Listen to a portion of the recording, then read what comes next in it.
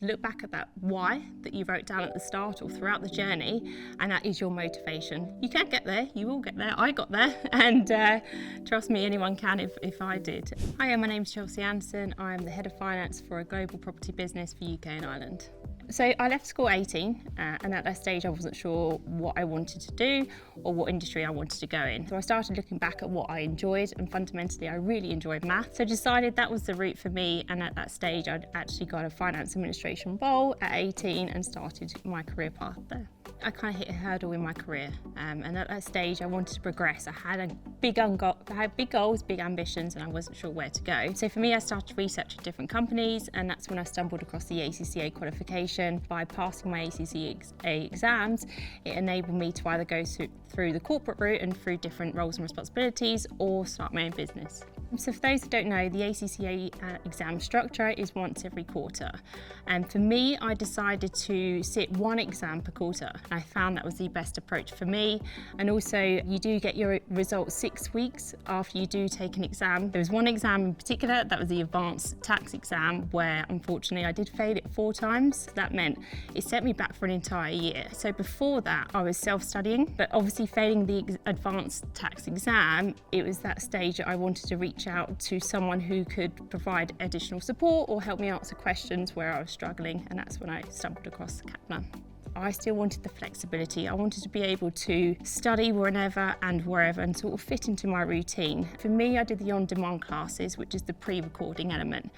So that pretty much enabled me to still have the flexibility, but also if I had any questions or had any concerns, I wasn't sitting there clueless.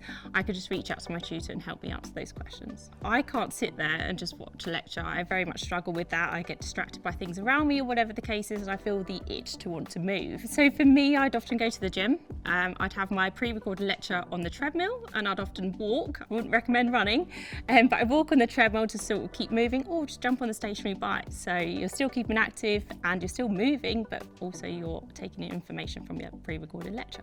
So I often use the pocket notebooks.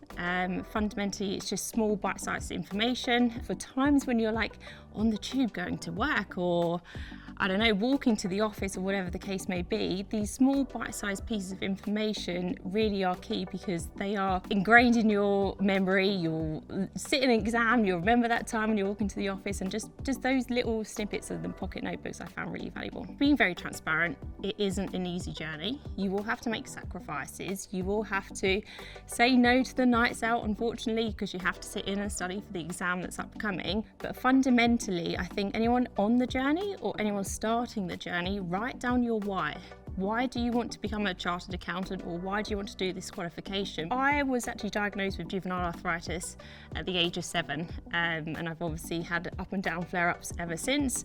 Unfortunately, I still can't straighten my elbow. It is still permanently bent, and there's been times where unfortunately I was unable to walk because the arthritis was active and sort of swelling in the knees and hips, etc. Looking back at that is my why, because there was, like I said, there's a stage in my life where unfortunately I was unable to walk, and I wanted to kind of look back and ensure that I was in the control of the arthritis and not it controlled me.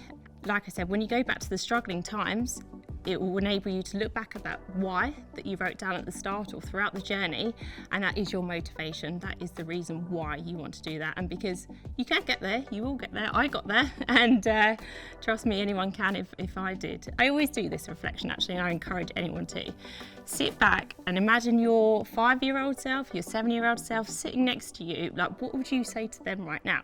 But equally so, on the other side, if you had your 80-year-old self sitting to the right of you, what would they tell you right now? And I think that just gives you the motivation, the drive to really look back at life and see what you've achieved, but equally so, see what there is to come in life as well.